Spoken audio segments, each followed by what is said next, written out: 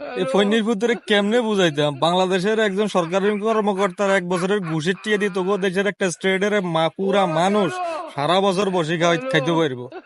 তোরা তো রোহিঙ্গা, ইন্ডিয়ান রোহিঙ্গা। হ্যাঁ, বাংলাদেশের রোহিঙ্গা তাই রোহিঙ্গা ক্যাম্পে, আর ইন্ডিয়ার রোহিঙ্গা তাই কলকাতা। পাতার বিড়ি টাইনা আইসো যে মালবড় টানা জেনারেশনটা বন্যার ভয় দেখাইতে। নয়া দিল্লিতে কোনো কইলে তো ঠিক আছিল, তো মন্ডারে বুঝাইতাম। তো তোরা কস বাংলাদেশ গরিব রাষ্ট্র, বাংলাদেশে এই নাই সেই নাই, তো তোরা দখল কর আয়।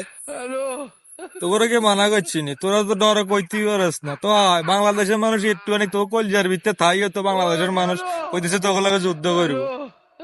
তোরা এটাও বুঝোস না বাংলাদেশের এখন মানুষ নয়, এখন বেগুন গেরিলে মা। তোরা মনে করছিস কি তোগো আর্মি আছে 10 লাখ? এরে বেটা, বাংলাদেশে 18 কোটি মানুষ।